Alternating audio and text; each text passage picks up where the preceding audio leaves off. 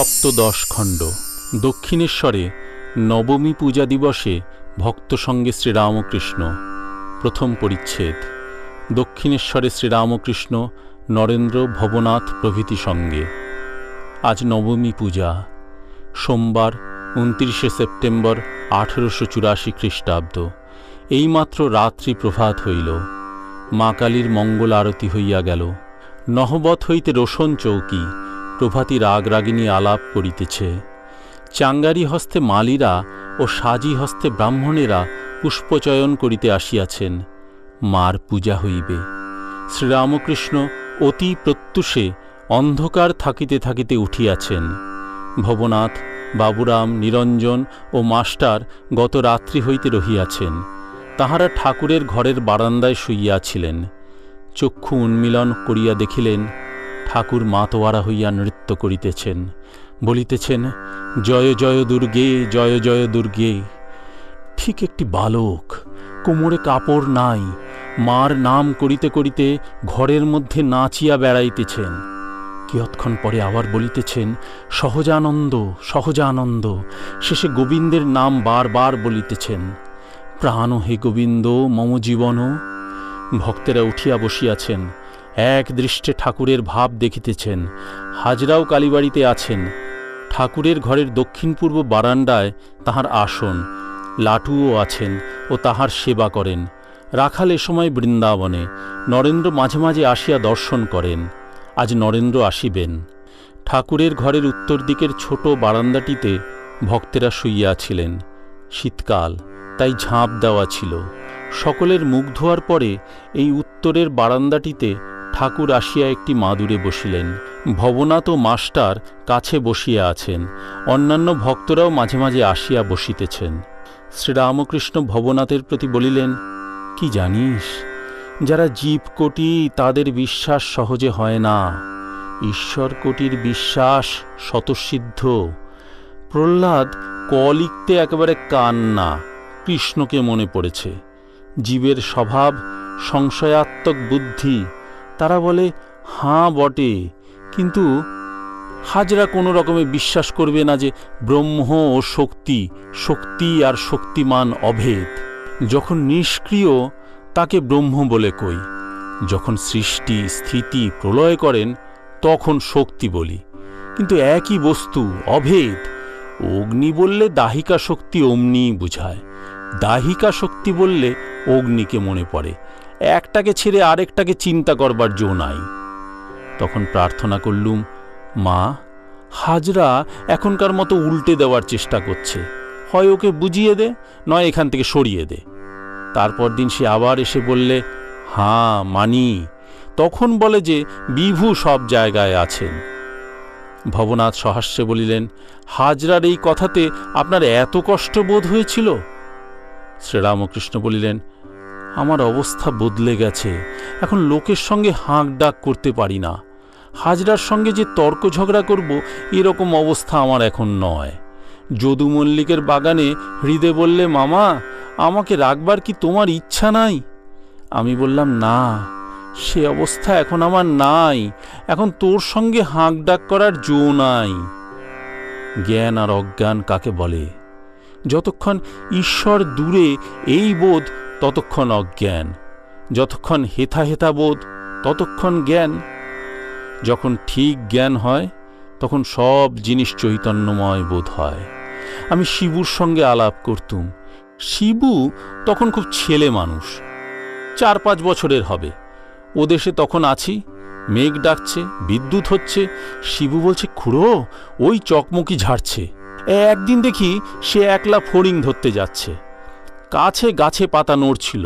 তখন পাতাকে বলছে, চুপ চুপ, আমি ফড়িং ধরব। বালক সব চৈতন্যময় দেখছে। সরল বিশ্বাস। বালকের বিশ্বাস না হলে ভগবানকে পাওয়া যায় না। উফ, আমার কি অবস্থা ছিল! একদিন ঘাস বনেতে কি কামড়েছে, তা ভয় হলো যদি সাপে কামড়ে থাকে। তখন কি করি? শুনেছিলাম আবার যদি কামড়ায় তাহলে বিষ তুলে লয়। অমনি সেইখানে বসে গর্ত খুঁজতে লাগলুম যাতে আবার কামড়ায়। ওই রকম করছি। একজন বললে, কি করছেন? সব শুনে সে বললে, ঠিক ওইখানে কামড়ানো চাই যেখানটিতে আগে কামড়েছে। তখন উঠে আসি, বোধহয় বিছে টিছে কামড়েছিল। আরেকদিন রামলালের কাছে শুনেছিলাম শরতের হিম ভালো, কি একটা শ্লোক আছে রামলাল বলেছিল। আমি কলকাতা থেকে গাড়ি করে আসবার সময় গলা বাড়িয়ে এলুম যাতে সব হিমটুকু লাগে, তারপর অসুখ। সকলে হাসিতে লাগিল। এইবার ঠাকুর ঘরের ভিতর আসিয়া বসিলেন। তাঁর পা দুটি একটু ফুলো ফুলো হয়েছিল। ভক্তদের হাত দিয়ে দেখতে বললেন, আঙ্গুল দিলে ডোব হয় কি না। একটু ডোব হতে লাগলো, কিন্তু সকলেই বলতে লাগলেন, ও কিছু নয়। শ্রীরামকৃষ্ণ ভবনাথকে বললেন, তুই শিথির মহিন্দরকে ডেকে দিস, সে বললে তবে আমার মনটা ভালো হবে।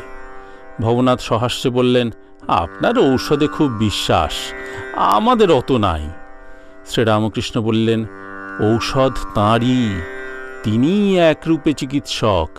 গঙ্গাপ্রসাদ বললে, আপনি রাত্রে জল খাবেন না। আমি ওই কথা বেদ বাক্য ধরে রেখেছি। আমি জানি সাক্ষাৎ ধন্বন্তরী। সপ্তদশ খণ্ড। দ্বিতীয় পরিচ্ছেদ। নরেন্দ্র, ভবনাথ প্রভৃতি মধ্যে সমাধিস্থ। হাজরা আসিয়া বসিলেন। এ কথা ও কথার পর ঠাকুর হাজরাকে বললেন, দেখো, কাল রামের বাড়ি অতগুলি লোক বসেছিল, বিজয়, কেদার, এরা, তবু নরেন্দ্রকে দেখে এত হলো কেন? কেদার, আমি দেখেছি কারণানন্দের ঘর। ঠাকুর পূর্বদিনে মহাষ্টমীর দিনে কলিকাতায় প্রতিমা দর্শনে গিয়াছিলেন। অধরের বাড়ি প্রতিমা দর্শন করিতে যাওয়ার পূর্বে রামের বাড়ি হইয়া যান। সেখানে অনেকগুলি ভক্তের সমাবেশ হইয়াছিল। নরেন্দ্রকে দেখিয়া ঠাকুর সমাধিস্থ হইয়াছিলেন। নরেন্দ্রের হাঁটুর উপর পা বাড়াইয়া দিয়াছিলেন ও দাঁড়াইয়া দাঁড়াইয়া সমাধি হইয়াছিল। দেখিতে দেখিতে নরেন্দ্র আসিয়া উপস্থিত। ঠাকুরের আনন্দের আর সীমা রহিল না। নরেন্দ্র ঠাকুরকে প্রণামের পর ভবনাথাদির সঙ্গে ওই ঘরে একটু গল্প করিতেছেন। কাছে মাস্টার, ঘরের মধ্যে লম্বা মাদুর পাতা। নরেন্দ্র কথা কহিতে কহিতে উপুড় হইয়া মাদুরের উপর শুইয়া আছেন। হঠাৎ তাহাকে দেখিতে দেখিতে ঠাকুরের সমাধি হইল। তাহার পিঠের উপর গিয়া বসিলেন। সমাধিস্থ। ভবনাথ গান গাইতেছেন, গো আনন্দময়ী হয়ে মা, আমায় নিরানন্দ করো না। ও দুটি চরণ বিনে আমার মন অন্য কিছু আর জানে না। ঠাকুরের সমাধি ভঙ্গ হইল। ঠাকুর গাইতেছেন, কখন কি রঙ্গে থাকো মা, শ্যামা সুধা তরঙ্গিনী। ঠাকুর আবার গাইতেছেন, বল রে শ্রীদুর্গা নাম, ওরে আমার আমার আমার মন রে, নম নম নম গৌরী নম নারায়ণী, দুঃখী দাসে করো দয়া তবে গুণ জানি। তুমি সন্ধ্যা, তুমি দিবা, তুমি গো যামিনী, কখনো পুরুষ হও মা, কখনো কামিনী। রাম রূপে ধর ধনু, মা কৃষ্ণ রূপে বাসি, ভুলালি শিবের মন মা, হয়ে এলো কেশি। 10 মহাবিদ্যা তুমি মা, 10 অবতার, কোন রূপে এইবার আমারে করো মা পার। যশোদা পুজিয়েছিল মা জবা বিল্ল দলে, মনোবাঞ্ছা পূর্ণ কইলি কৃষ্ণ দিয়ে কোলে। যেখানে সেখানে থাকি মা, থাকি গো কাননে, নিশিদিন মন থাকে যেন ও রাঙা চরণে। যেখানে সেখানে মরি মা, মরি গো বিপাকে, অন্তকালে জিহ্বা যেন মা শ্রীদুর্গা বলে ডাকে। যদি বলো যাও যাও মা, যাব কার কাছে, সুধা মাখা তারা নাম মা আর কার আছে। যদি বলো ছাড়ো ছাড়ো মা, আমি না ছাড়িব, বাজন নূপুর হয়ে মা তোর চরণে বাজিব।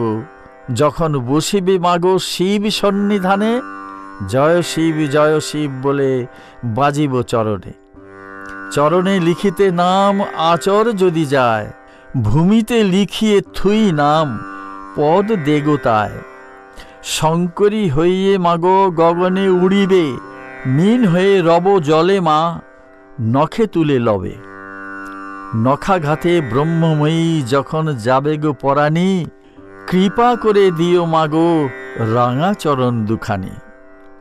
পার করো ও মা কালী কালের কামিনী, তরাবারে দুটি পদ করেছ তরণী। তুমি স্বর্গ তুমি মর্ত তুমি গো পাতাল, তোমা হতে হরি ব্রহ্মা দ্বাদশ গোপাল। গোলকে সর্বমঙ্গলা ব্রজে কাত্যায়নী, কাশীতে মা অন্নপূর্ণা অনন্ত রূপিণী। দুর্গা দুর্গা দুর্গা বলে যেবা পথে চলে যায়, শূল হস্তে শূলপাণি রক্ষা করেন তাই। সপ্তদশ খণ্ড, তৃতীয় পরিচ্ছেদ। ভবনাথ নরেন্দ্র প্রভৃতি মধ্যে শ্রীরামকৃষ্ণের সমাধি ও নৃত্য। হাজরা উত্তর পূর্বে বারান্দায় বসিয়া হরিনামের মালা হাতে করিয়া জপ করিতেছেন। ঠাকুর সম্মুখে আসিয়া বসিলেন ও হাজরার জপের মালা হাতে লইলেন। মাস্টার ও ভবনাথ সঙ্গে বেলা প্রায় 10টা হইবে। শ্রীরামকৃষ্ণ হাজরার প্রতি বলিলেন, দেখো আমার জপ হয় না। না না, হয়েছে, বাঁ হাতে পারি, কিন্তু উদিক নাম জপ হয় না। এই বলিয়া ঠাকুর একটু জপ করিবার চেষ্টা করিতে লাগিলেন, কিন্তু জপ আরম্ভ করিতে গিয়া একেবারে সমাধি। ঠাকুর এই সমাধি অবস্থায় অনেকক্ষণ বসিয়া আছেন। হাতে মালা গাছটি এখনও রহিয়াছে। ভক্তেরা অবাক হইয়া দেখিতেছেন। হাজরা নিজের আসনে বসিয়া তিনিও অবাক হইয়া দেখিতেছেন। অনেকক্ষণ পরে হুঁশ হইল। ঠাকুর বলিয়া উঠিলেন, খিদে পেয়েছে। প্রকৃতিস্থ হইবার জন্য এই কথাগুলি প্রায় বলেন। মাস্টার খাবার আনিতে যাইতেছেন। ঠাকুর বলিয়া উঠিলেন, না বাবু, আগে কালীঘরে যাব। ঠাকুর পাকা উঠান দিয়া দক্ষিণাস্য হইয়া কালীঘরের দিকে যাইতেছেন। যাইতে যাইতে দ্বাদশ মন্দিরের শিবকে উদ্দেশ্য করিয়া প্রণাম করিলেন। বাম পার্শ্বে রাধাকান্তের মন্দির, তাহাকে দর্শন করিয়া প্রণাম করিলেন। কালীঘরে গিয়া মাকে প্রণাম করিয়া আসনে বসিয়া মার পাদপদ্মে ফুল দিলেন। নিজের মাথায়ও ফুল দিলেন। চলিয়া আসিবার সময় ভবনাথকে বলিলেন, এইগুলি নিয়ে চল, মার প্রসাদী ডাব আর শ্রীচরণামৃত। ঠাকুর ঘরে ফিরিয়া আসিলেন, সঙ্গে ভবনাথ ও মাস্টার। আসিয়াই হাজরার সম্মুখে আসিয়া প্রণাম। হাজরা চিৎকার করিয়া উঠিলেন, বলিলেন, কি করেন, কি করেন? ঠাকুর শ্রীরামকৃষ্ণ বলিলেন, তুমি বলো যে এ অন্যায়। হাজরা তর্ক করিয়া প্রায় এই কথা বলিতেন, ঈশ্বর সকলের ভিতরেই আছেন, সাধনের দ্বারা সকলেই ব্রহ্মজ্ঞান লাভ করিতে পারে। বেলা হইয়াছে, ভোগ আরতির ঘণ্টা বাজিয়া গেল। অতিথিশালায় ব্রাহ্মণ বৈষ্ণব কাঙাল সকলে যাইতেছে। মার প্রসাদ, রাধাকান্তের প্রসাদ সকলে পাইবে। ভক্তেরাও মার প্রসাদ পাইবেন। অতিথিশালায় ব্রাহ্মণ কর্মচারীরা যেখানে বসেন, সেইখানে ভক্তেরা বসিয়া প্রসাদ পাইবেন। ঠাকুর বলিলেন, সবাই গিয়ে ওখানে খা, কেমন? নরেন্দ্রর প্রতি বলিলেন, না, তুই এখানে খাবি। আচ্ছা, নরেন্দ্র আর আমি এখানে খাব। ভবনাথ, বাবুরাম, মাস্টার ইত্যাদি সকলে প্রসাদ পাইতে গেলেন। প্রসাদ পাওয়ার পর ঠাকুর একটু বিশ্রাম করিলেন, কিন্তু বেশিক্ষণ নয়। ভক্তেরা বারান্দায় বসিয়া গল্প করিতেছেন, সেইখানে আসিয়া বসিলেন ও তাহাদের সহিত আনন্দ করিতে লাগিলেন। বেলা 2টা, সকলে উত্তর পূর্ব বারান্দায় আছেন। হঠাৎ ভবনাথ দক্ষিণ পূর্ব বারান্দা হইতে ব্রহ্মচারী বেশে আসিয়া উপস্থিত। গায়ে গৈরিক বস্ত্র, হাতে কমণ্ডলু, মুখে হাসি। ঠাকুর ও ভক্তেরা সকলে হাসিতেছেন। শ্রীরামকৃষ্ণ সহাস্যে বললেন, ওর মনের ভাব ওই কি না, তাই ওই সেজেছে। নরেন্দ্র বলিলেন, ও ব্রহ্মচারী সেজেছে, আমি বামাচারী সাজি। হাজরা বলিলেন, তাতে পঞ্চমকার, চক্র এসব করতে হয়। ঠাকুর বামাচারের কথায় চুপ করিয়া রহিলেন। ও কথায় সায় দিলেন না, কেবল রহস্য করিয়া উড়াইয়া দিলেন, হঠাৎ মাতোয়ারা হইয়া নৃত্য করিতে লাগিলেন। গাহিতেছেন, আর ভুলালে ভুলব না মা, দেখেছি তোমার রাঙা চরণ। ঠাকুর বলিতেছেন, আহা, রাজনারায়ণের চণ্ডীর গান কি চমৎকার! ওই রকম নিচে নিচে তারা গায়। আর ওদেশে নকুর আচার্যের গান, আহা, কি নৃত্য, কি গান! পঞ্চবটিতে একটি সাধু আসিয়াছেন, বড় রাগী সাধু, যাকে তাকে গালাগাল দেন, শাপ দেন। তিনি খড়ম পায়ে দিয়ে এসে উপস্থিত। সাধু বললেন, হিয়া আগ মিলেগা? ঠাকুর শ্রীরামকৃষ্ণ হাত জোর করিয়া সাধুকে নমস্কার করিতেছেন, এবং যতক্ষণ সে সাধুটি রহিলেন ততক্ষণ হাত জোর করিয়া দাঁড়াইয়া আছেন। সাধুটি চলিয়া গেলে ভবনাথ হাসিতে হাসিতে বলিতেছেন, আপনার সাধুর উপর কি ভক্তি! শ্রীরামকৃষ্ণ সহাস্যে বলিলেন, ওরে তমমুখ নারায়ণ, যাদের তমগুণ তাদের এই রকম করে প্রসন্ন করতে হয়। এই যে সাধু। গোলকধাম খেলা হইতেছে, ভক্তেরা খেলিতেছেন, হাজরাও খেলিতেছেন। ঠাকুর আসিয়া দাঁড়াইলেন, মাস্টার ও কিশোরীর ঘুঁটি উঠিয়া গেল। ঠাকুর দুইজনকে নমস্কার করিলেন, বলিলেন, ধন্য তোমরা দুভাই। মাস্টারকে একান্তে বলিলেন, আর খেলো না। ঠাকুর খেলা দেখিতেছেন, হাজরার ঘুঁটি একবার নরকে পড়িয়াছিল। ঠাকুর বলিতেছেন, হাজরার কি হলো আবার? অর্থাৎ হাজরার ঘুঁটি আবার নরকে পড়িয়াছে। সকলে হো হো করিয়া হাসিতেছেন। লাটুর ঘুঁটি সংসার ঘর হইতে একেবারে 7 চিত মুক্তি। লাটু ধেই ধেই করিয়া নাচিতেছেন। ঠাকুর বলিতেছেন, নোটর যে আহ্লাদ দেখো, ওর উটি না হলে মনে বড় কষ্ট হতো। ভক্তদের প্রতি একান্তে বলিলেন, এর একটা মানে আছে। হাজরার বড় অহংকার যে এতেও আমার জিত হবে। ঈশ্বরের এমনও আছে যে ঠিক লোকের কখনো কোথাও তিনি অপমান করেন না। সকলের কাছেই জয়।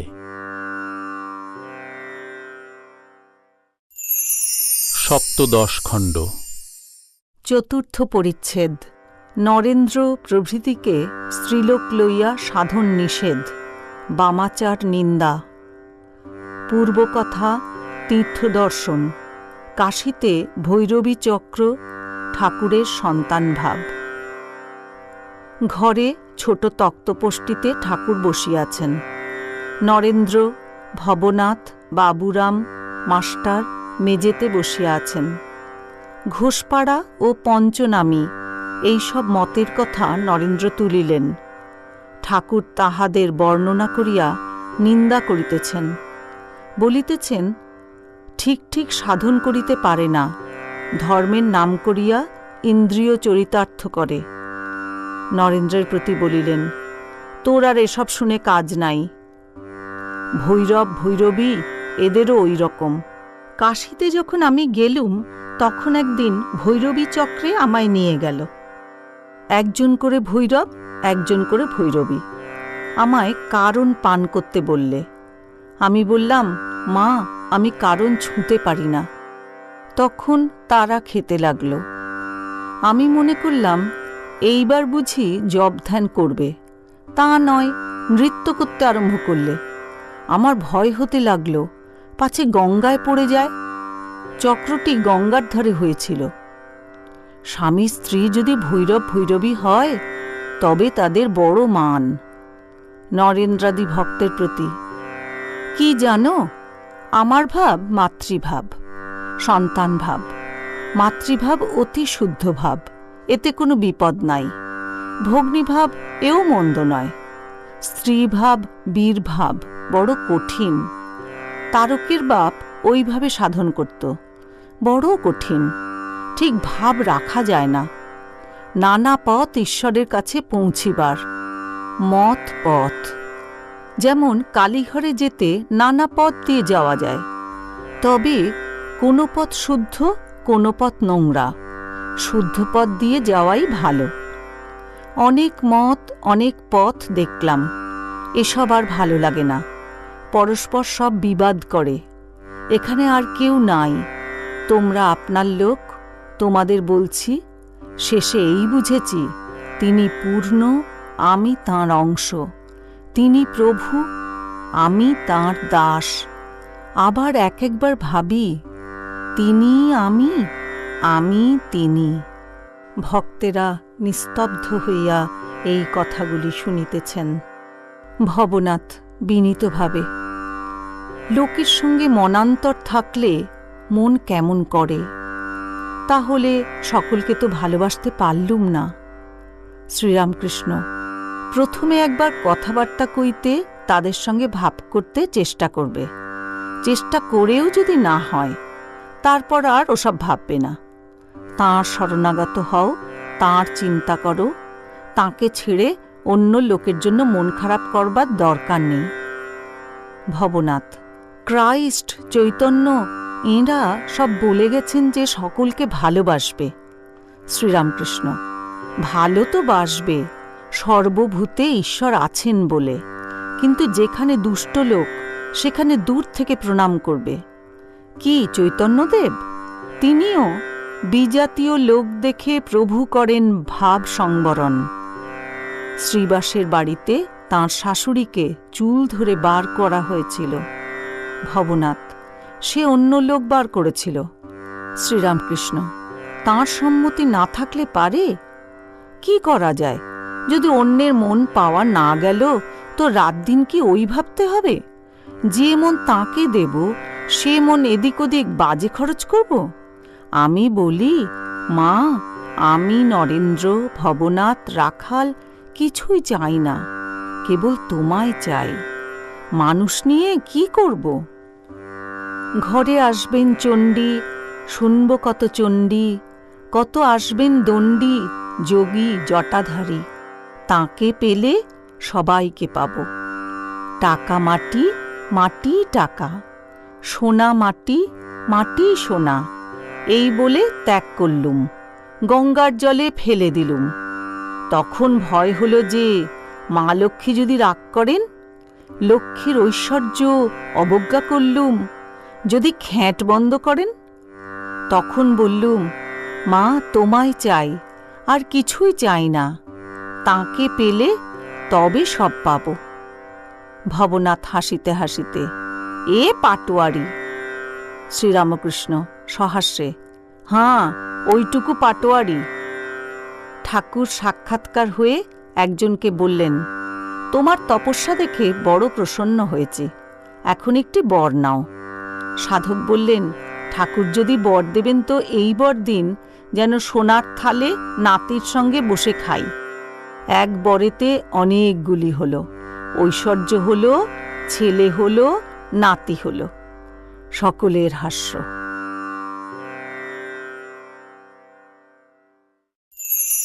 সপ্তদশ খণ্ড, পঞ্চম পরিচ্ছেদ। ঈশ্বর অভিভাবক। শ্রীরামকৃষ্ণের মাতৃভক্তি সংকীর্তনানন্দে। ভক্তেরা ঘরে বসিয়াছেন, হাজরা বারান্দাতেই বসিয়া আছেন। শ্রীরামকৃষ্ণ বলিলেন, হাজরা কি চাইছে জানো? কিছু টাকা চায়, বাড়িতে কষ্ট, দেনা কর্জ, তা জব ধ্যান করে বলে তিনি টাকা দেবেন। একজন ভক্ত বলিলেন, তিনি কি বাঞ্ছা পূর্ণ করতে পারেন না? শ্রীরামকৃষ্ণ বলিলেন, তাঁর ইচ্ছা, তবে প্রেমোন্মাদ না হলে তিনি সমস্ত ভার লন না। ছোট ছেলেকেই হাত ধরে খেতে বসিয়ে দেয়, বুড়োদের কে দেয়? তাঁর চিন্তা করে যখন নিজের ভার নিজে নিতে পারে না, তখনই ঈশ্বর ভার লন। নিজে বাড়ির খবর লবে না। হাজরার ছেলে রামলালের কাছে বলেছে, বাবাকে আসতে বলো, আমরা কিছু চাইব না। আমার কথাগুলি শুনে কান্না পেল। হাজরার মা বলেছে রামলালকে, প্রতাপকে একবার আসতে বলো, আর তোমার খুড়োমশাইকে আমার নাম করে বলো যেন তিনি প্রতাপকে আসতে বলেন। আমি বললুম, তা শুনলে না। মা কি কম জিনিস গা! চৈতন্যদেব কত বুঝিয়ে তবে মার কাছ থেকে চলে আসতে পারলেন। শচী বলেছিল কেশব ভারতীকে কাটব। চৈতন্যদেব অনেক করে বোঝালেন, বললেন, মা, তুমি না অনুমতি দিলে আমি যাব না, তবে সংসারে যদি আমায় রাখো আমার শরীর থাকবে না। আর মা, যখন তুমি মনে করবে আমায় দেখতে পাবে, আমি কাছেই থাকব, মাঝে মাঝে দেখা দিয়ে যাব। তবে শচী অনুমতি দিলেন। মা যতদিন ছিল নারদ ততদিন তপস্যায় যেতে পারেননি। মার সেবা করতে হয়েছিল কি না, মার দেহত্যাগ হলে তবে হরি সাধন করতে বেরুলেন। বৃন্দাবনে গিয়ে আর আমার ফিরে আসতে ইচ্ছা হলো না। গঙ্গামার কাছে থাকবার কথা হলো, সব ঠিকঠাক। এদিকে আমার বিছানা হবে, ওদিকে গঙ্গামার বিছানা হবে, আর কলকাতায় যাব না। কৈবর্তর ভাত আর কতদিন খাবো? তখন হৃদে বললে, না, তুমি কলকাতায় চলো। সে একদিকে টানে, গঙ্গামা আরেক দিকে টানে। আমার খুব থাকবার ইচ্ছা। এমন সময় মাকে মনে পড়ল। অমনি সব বদলে গেল। মা বুড়ো হয়েছেন। ভাবলুম, মার চিন্তা থাকলে ঈশ্বর ফিশ্বর সব ঘুরে যাবে।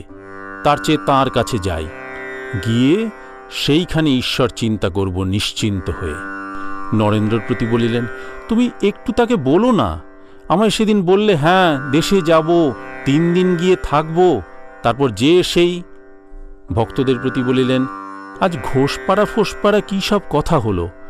গোবিন্দ গোবিন্দ গোবিন্দ, এখন হরিনাম একটু বলো। করার ডাল টরার ডালের পর পায়েসমন্ডি হয়ে যাক। নরেন্দ্র গান গাহিতেছেন। এক পুরাতন পুরুষ নিরঞ্জনে চিত্ত সমাধান কররে, আদি সত্য তিনি কারণ কারণ, প্রাণ রূপে ব্যপ্ত চরাচরে। জীবন্ত জ্যোতির্ময় সকলের আশ্রয়, দেখে সেই জন যে জন বিশ্বাস করে। অতীন্দ্রিয় নিত্য চৈতন্য স্বরূপ বিরাজিত হৃদি কন্দরে। জ্ঞান প্রেম পুণ্যে ভূষিত নানা গুণে, যাহার চিন্তনে সন্তাপ হরে। অনন্ত গুণাধার প্রশান্ত মূরতি, ধারণা করিতে কেহ নাহি পারে। পদাশ্রিত জনে দেখা দেন নিজ গুণে, দীনহীন বলে দয়া করে। চিরক্ষমাশীল কল্যাণ দাতা, নিকট সহায় দুঃখ সাগরে। পরম ন্যায়বান করেন ফলদান, পাপ পুণ্য কর্ম অনুসারে।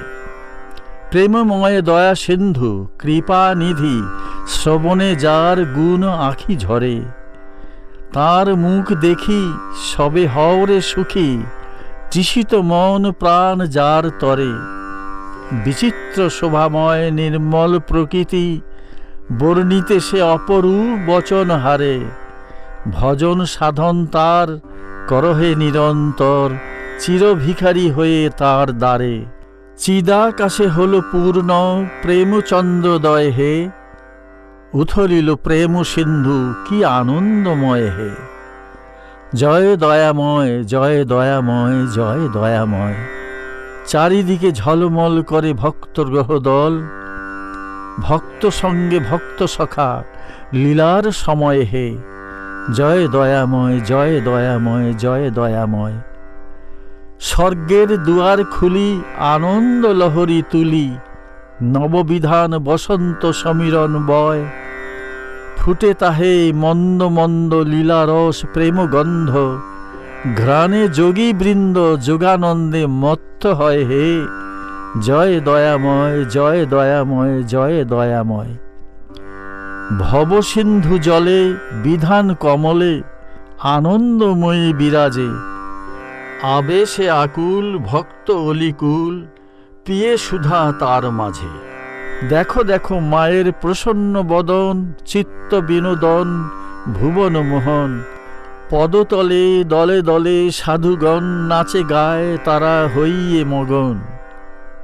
কিবা অপরূপ আহা মরি মরি, জুড়াইল প্রাণ দর্শন করি। প্রেমদাসে বলে সবে পায়ে ধরি, গাও ভাই মায়ের জয়। ঠাকুর নাচিতেছেন, বেরিয়া বেরিয়া নাচিতেছেন, সকলে কীর্তন করিতেছেন আর নাচিতেছেন। খুব আনন্দ। গান হইয়া গেলে ঠাকুর নিজে আবার গান ধরিলেন। শিব সঙ্গে সদা রঙ্গে আনন্দে মগনা, সুধা পানে ঢল ঢল ঢলে কিন্তু পড়ে না মা। বিপরীত রতাতুরা পদভরে কাঁপে ধরা, উভয়ে পাগলের পাড়া লজ্জা ভয় আর মানি না। মাস্টার সঙ্গে গাহিয়াছিলেন দেখিয়া ঠাকুর বড় খুশি। গান হইয়া গেলে ঠাকুর মাস্টারকে সহাস্যে বলিতেছেন, বেশ খুলি হতো তাহলে আরও জমাট হতো। তাক তাক তাধি না, দাগ দাগ দাধি না, এই সব বোল বাজবে। কীর্তন হইতে হইতে সন্ধ্যা হইয়া গিয়াছে।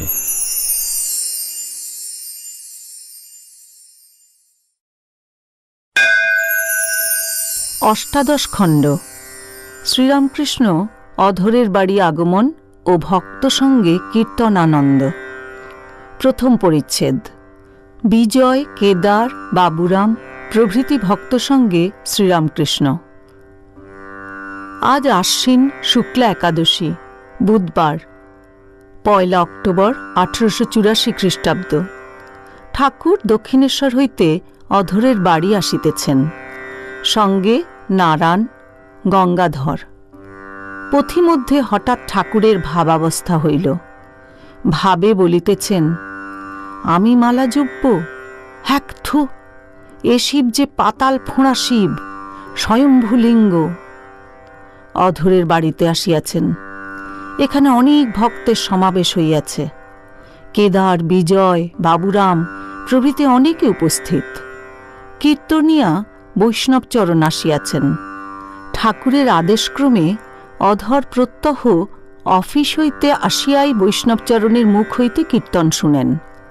বৈষ্ণবচরণের সংকীর্তন অতি মিষ্ট। আজও সংকীর্তন হইবে। ঠাকুর অধরের বৈঠকখানায় প্রবেশ করিলেন। ভক্তেরা সকলেই গাত্রোত্থান করিয়া তাঁহার চরণ বন্দনা করিলেন। ঠাকুর সহাস্যে আসন গ্রহণ করিলে পর তাঁহারাও উপবেশন করিলেন। কেদার ও বিজয় প্রণাম করিলে পর ঠাকুর নারায়ণ ও বাবুরামকে তাঁহাদের প্রণাম করিতে বলিলেন। আর বলিলেন, আপনারা আশীর্বাদ করো যেন এদের ভক্তি হয়। নারায়ণকে দেখাইয়া বলিলেন, এ বড় সরল।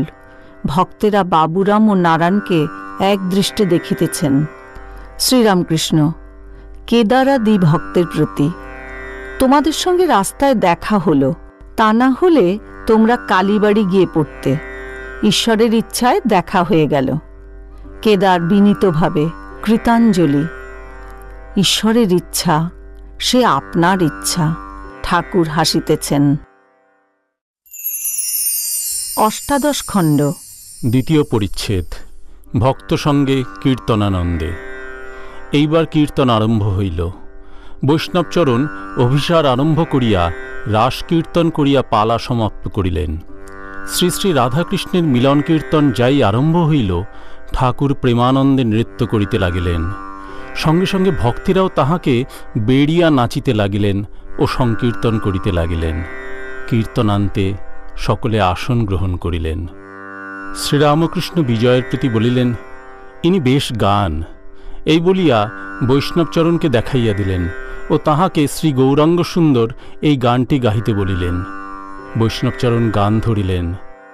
শ্রী গৌরাঙ্গ সুন্দর নবনটবর, তপ্ত কাঞ্চনকায় ইত্যাদি।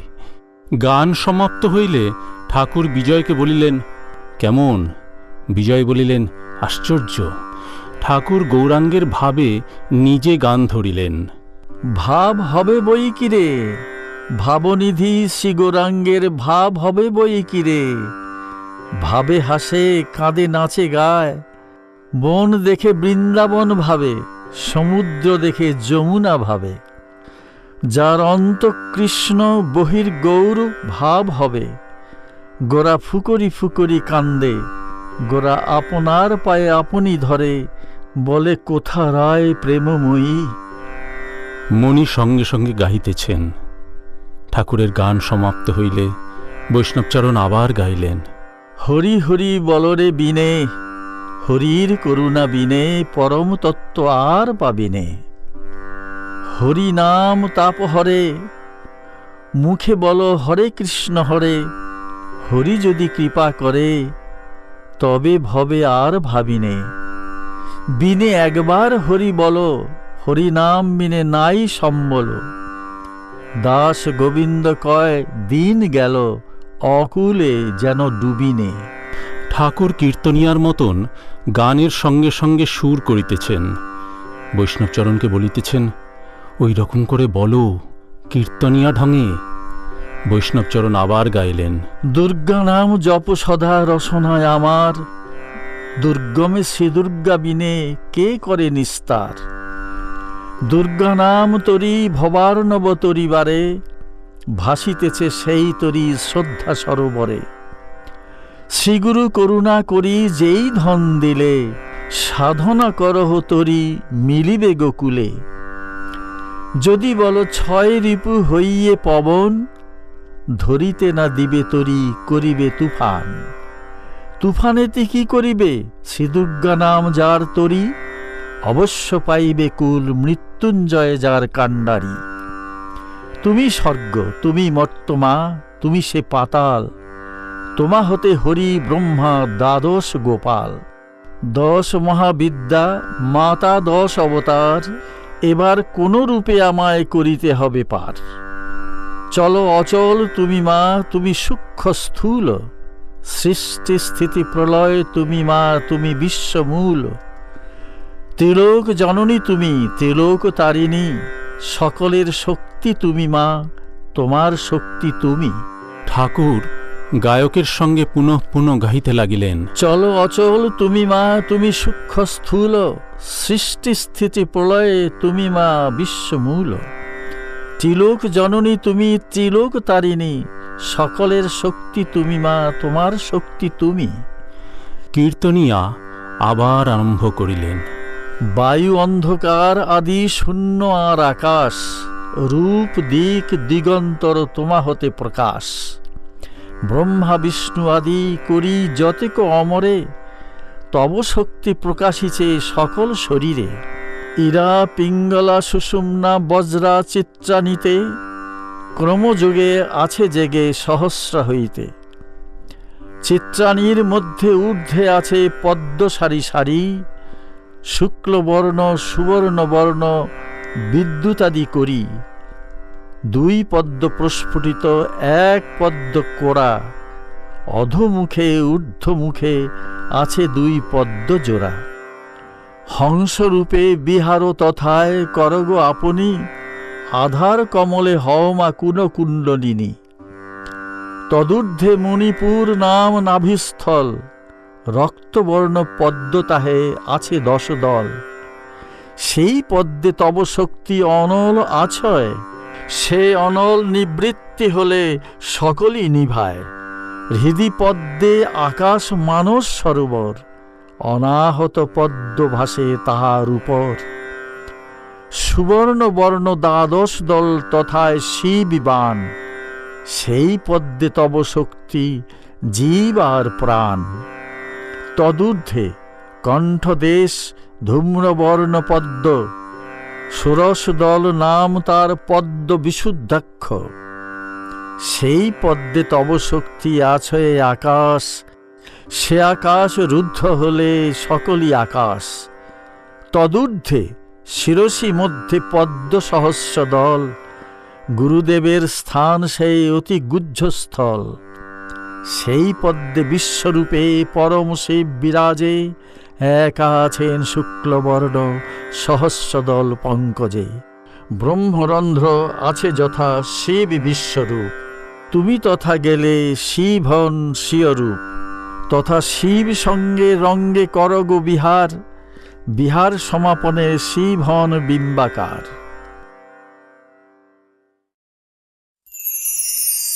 অষ্টাদশ খণ্ড, তৃতীয় পরিচ্ছেদ। বিজয় প্রভৃতির সঙ্গে সাকার নিরাকার কথা, চিনির পাহাড়। কেদার ও কয়েকটি ভক্ত গাত্রোত্থান করিলেন, বাড়ি যাইবেন। কেদার ঠাকুরকে প্রণাম করিলেন আর বলিলেন, আজ্ঞা তবে আসি। শ্রীরামকৃষ্ণ, তুমি অধরকে না বলে যাবে? অভদ্রতা হয় না? কেদার, তস্মিন তুষ্টে জগৎ তুষ্টম। আপনি যে কালে রইলেন সকলেরই থাকা হলো, আর কিছু অসুখ বোধ হয়েছে। আর বিয়ে থাওয়ার জন্য একটা ভয় হয়। সমাজ আছে, একবার তো গোল হয়েছে। বিজয়, এঁকে রেখে যাওয়া। এমন সময় ঠাকুরকে লইয়া যাইতে অধর আসিলেন। ভিতরে পাতা হইয়াছে। ঠাকুর গাত্রোত্থান করিলেন ও বিজয় ও কেদারকে সম্বোধন করিয়া বলিলেন, এসো গো আমার সঙ্গে। বিজয়, কেদার ও অন্যান্য ভক্তেরা ঠাকুরের সঙ্গে বসিয়া প্রসাদ গ্রহণ করিলেন। ঠাকুর আহারান্তে বৈঠকখানায় আসিয়া আবার বসিলেন। কেদার, বিজয় ও অন্যান্য ভক্তেরা চারিপার্শ্বে বসিলেন।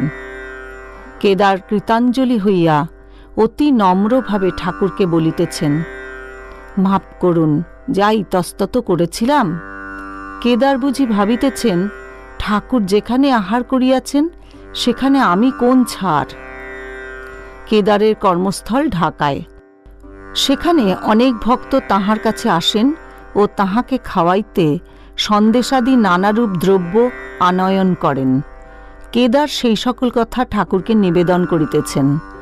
কেদার বিনীতভাবে, লোকে অনেকে খাওয়াতে আসে, কি করব প্রভু, হুকুম করুন। শ্রীরামকৃষ্ণ, ভক্ত হলে চণ্ডালের অন্ন খাওয়া যায়। 7 বৎসর উন্মাদের পর ওদেশে অর্থাৎ কামারপুকুরে গেলুম, তখন কি অবস্থায় গেছে, খানকি পর্যন্ত খাইয়ে দিলে, এখন কিন্তু পারি না। কেদার বিদায় গ্রহণের পূর্বে মৃদুস্বরে, প্রভু আপনি শক্তি সঞ্চার করুন, অনেক লোক আসে, আমি কি জানি।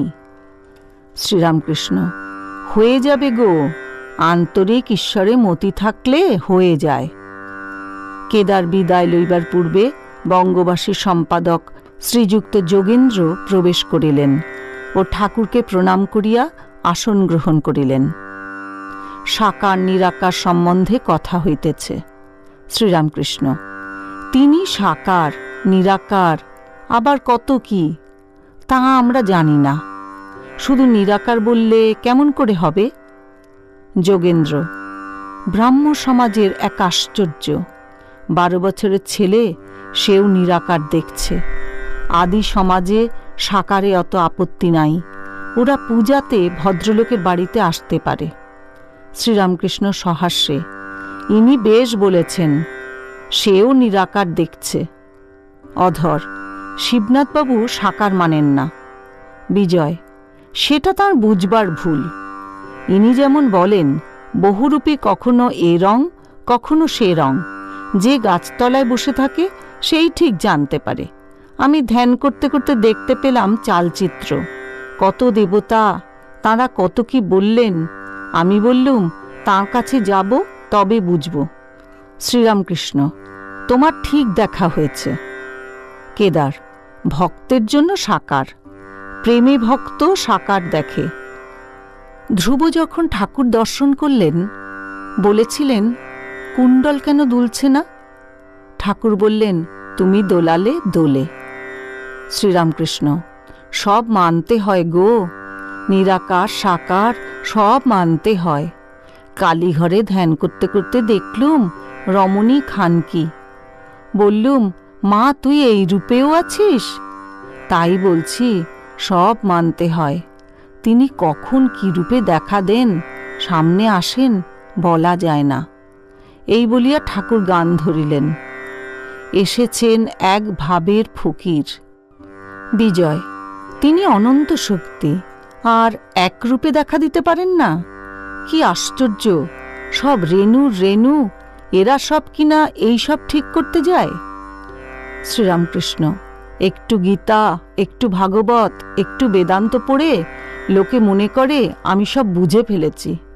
চিনির পাহাড়ে একটা পিঁপড়ে গেছিল, একদানা চিনি খেয়ে তার পেট ভরে গেল, আর একদানা মুখে করে বাসায় নিয়ে যাচ্ছে। যাবার সময় ভাবছে, এবারে এসে পাহাড়টা সব নিয়ে যাব। সকলের হাস্য।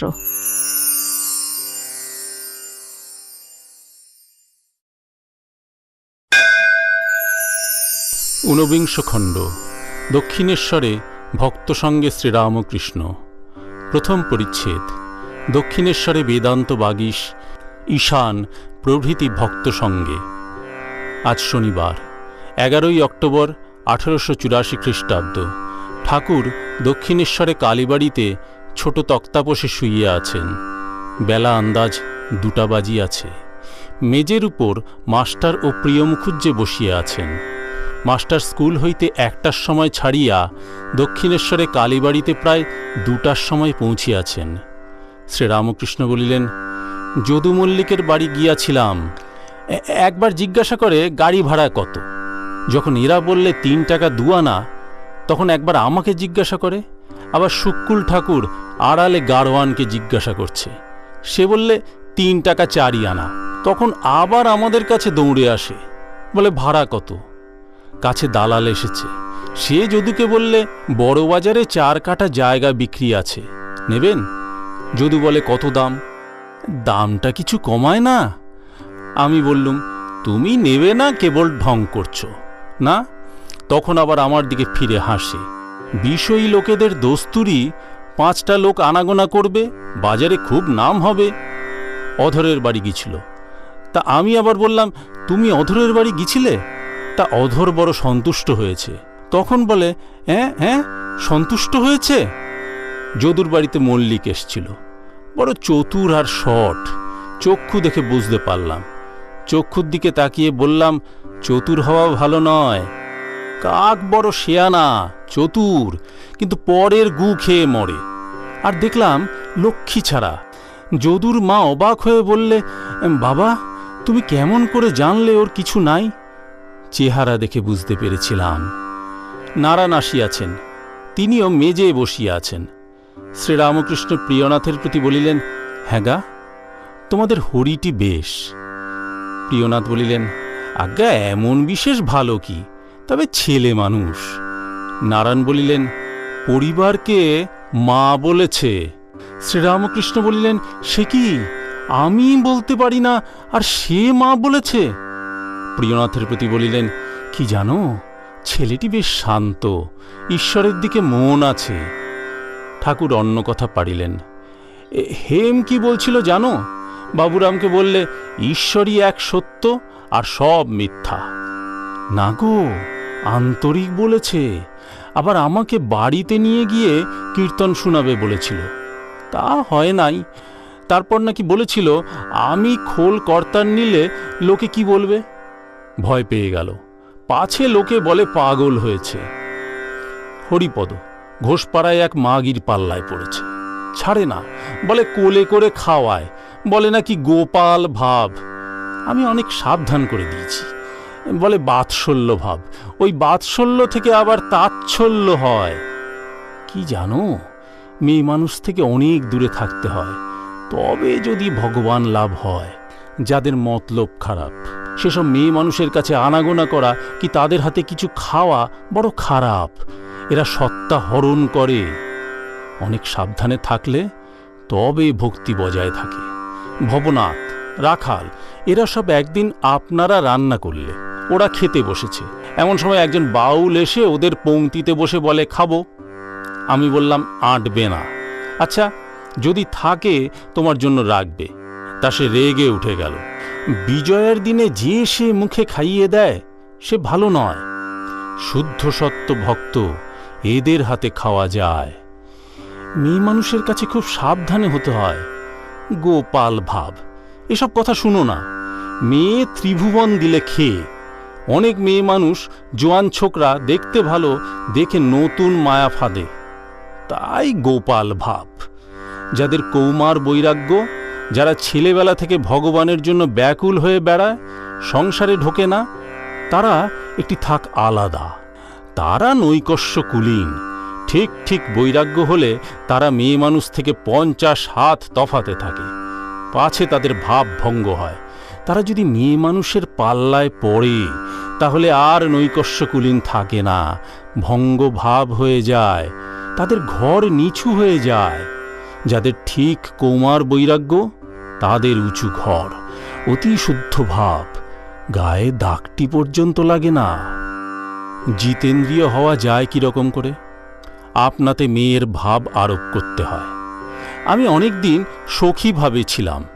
মেয়ে মানুষের কাপড় গয়না পরতুম, ওড়না গায়ে দিতুম, ওড়না গায়ে দিয়ে আরতি করতুম। তা না হলে পরিবারকে 8 মাস কাছে এনে রেখেছিলাম কেমন করে? দুজনেই মার সখী। আমি আপনাকে অর্থাৎ পুরুষ বলতে পারি না।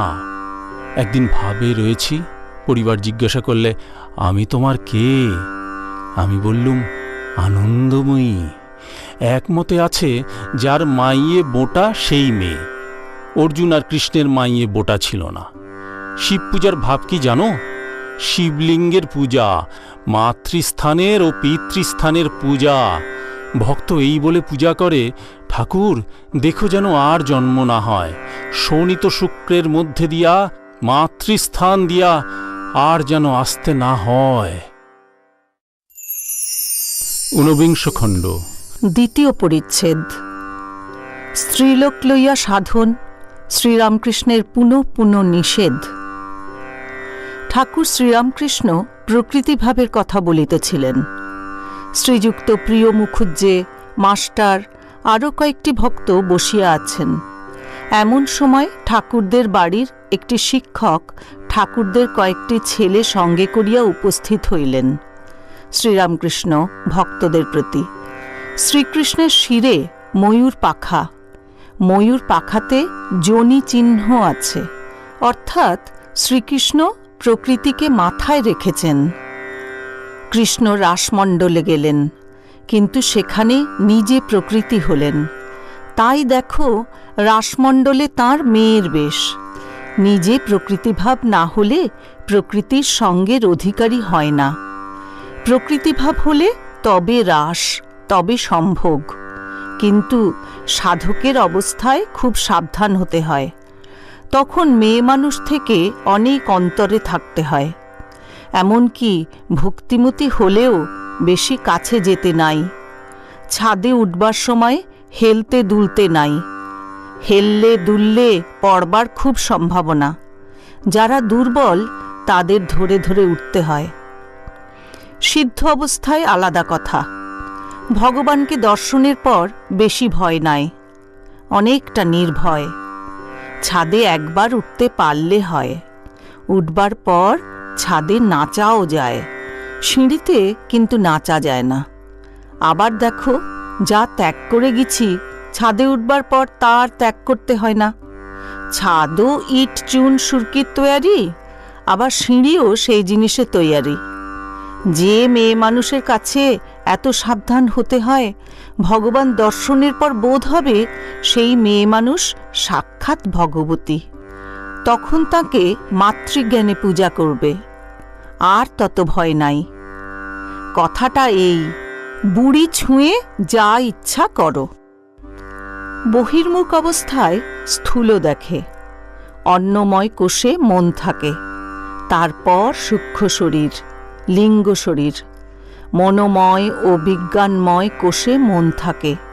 তারপর কারণ শরীর। যখন মন কারণ শরীরে আসে তখন আনন্দ, আনন্দময় কোষে মন থাকে। এইটি চৈতন্যদেবের অর্ধবাহ্য দশা। তারপর মন লীন হয়ে যায়, মনের নাশ হয়, মহাকারণে নাশ হয়। মনের নাশ হলে আর খবর নাই। এইটি চৈতন্যদেবের অন্তর্দশা। অন্তর্মুখ অবস্থা কিরকম জানো? দয়ানন্দ বলেছিল, অন্দরে এসো কপাট বন্ধ করে, অন্দর বাড়িতে যে এসে যেতে পারে না। আমি দীপশিখাকে নিয়ে আরোপ করতুম। লালচে রংটাকে বলতুম স্থূল, তার ভিতর সাদা সাদা ভাগটাকে বলতুম সূক্ষ্ম, সব ভিতরে কালো খড়কের মতো ভাগটাকে বলতুম কারণ শরীর। ধ্যান যে ঠিক হচ্ছে তার লক্ষণ আছে। একটি লক্ষণ, মাথায় পাখি বসবে জড় মনে করে।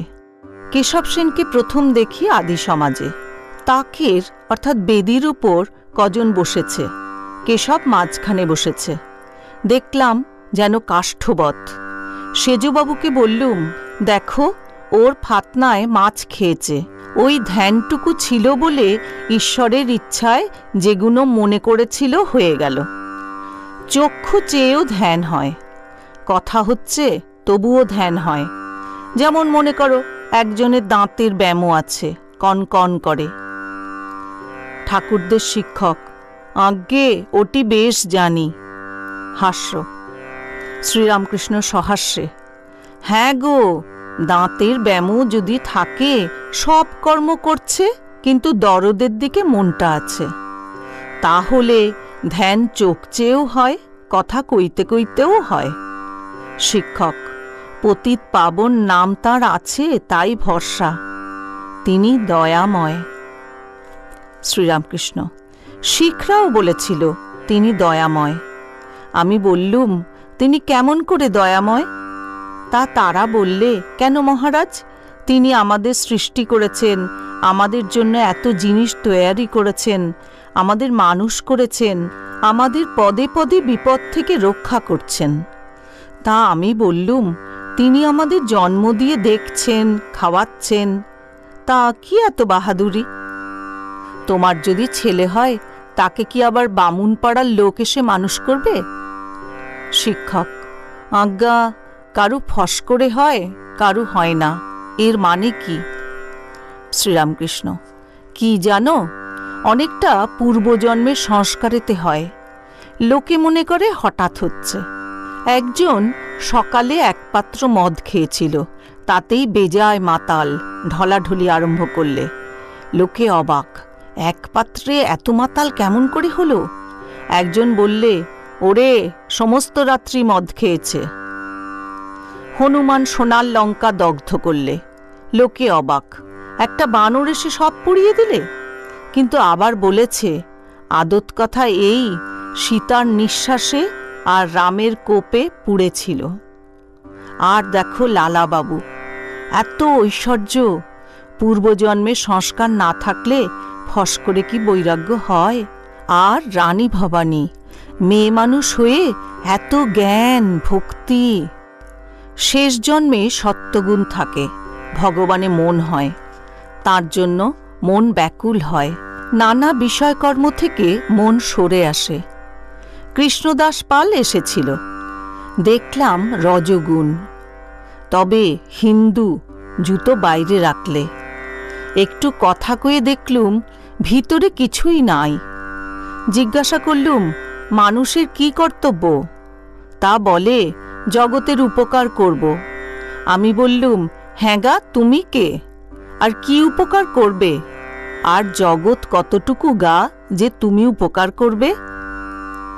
নারায়ণ আসিয়াছেন, ঠাকুরের ভারী আনন্দ। নারায়ণকে ছোট খাটটির উপর পাশে বসাইলেন, গায়ে হাত দিয়া আদর করিতে লাগিলেন, মিষ্টান্ন খাইতে দিলেন, আর সস্নেহে বললেন, জল খাবি? নারায়ণ মাস্টারের স্কুলে পড়েন, ঠাকুরের কাছে আসেন বলিয়া বাড়িতে মার খান।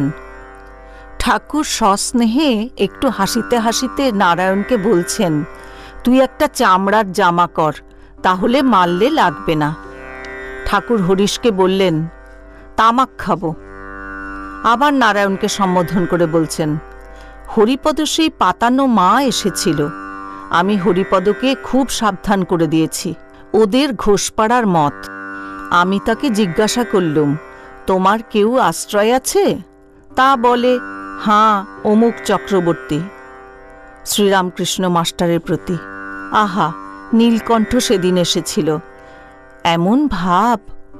আরেকদিন আসবে বলে গেছে, গান শোনাবে। আজ ওদিকে নাচ হচ্ছে, দেখো গে, যাও না। রামলালকে, তেল নাই যে? কই, তেল ভাঁড়ে তো নাই। ঊনবিংশ খণ্ড, তৃতীয় পরিচ্ছেদ। পুরুষ প্রকৃতি বিবেক যোগ। রাধাকৃষ্ণ, তারা কে? আদ্যাশক্তি। এইবার ঠাকুর শ্রীরামকৃষ্ণ পাদচারণ করিতেছেন, কখনো ঘরের ভিতর, কখনো ঘরের দক্ষিণ দিকের বারান্দায়, কখনো বা ঘরের পশ্চিম দিকে গোল বারান্দাটিতে দাঁড়াইয়া গঙ্গা দর্শন করিতেছেন। কিয়ৎক্ষণ পরে আবার ছোট খাটটিতে বসিলেন।